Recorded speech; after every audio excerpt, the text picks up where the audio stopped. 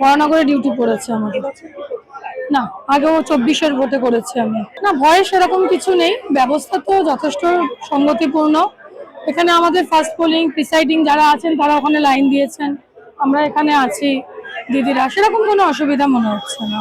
না না, আমি আগের বারেও সেরকম কোনো সমস্যায় পড়িনি, তো এবছরে তো আরো নিরাপত্তা দেখতেও পাচ্ছি, সেরকম কোনো কিছু মনে হচ্ছে না। গতবারও আমি দিয়েছি, ডিউটি করেছি, সেরকম কোনো সমস্যার মধ্যে পড়িনি। ভোট তো ভালো হবে বলেই আশা করছি। আর এখানে এখনো সেভাবে শুরু হয়নি কাজকর্মটা, তবে এগোচ্ছে, আস্তে আস্তে স্লোলি প্রসিড করছে। না, সেরকম ভয় কিছু নেই, নিরাপদই বোধ করছি। আমার পড়েছে বরানগর এসি 113, আর বুথ পড়েছে বনহুগলি হাই স্কুল। নিরাপত্তা ভালো আছে, না ভয় সেরকম কিছু নেই।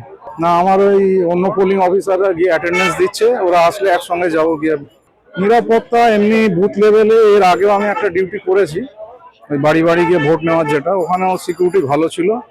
আপাতত আমরা যাই, আগে পোলিং স্টেশনে যাই, সেখানে গিয়ে দেখি কি ব্যবস্থা করেছে, আশা করি ভালোই হবে।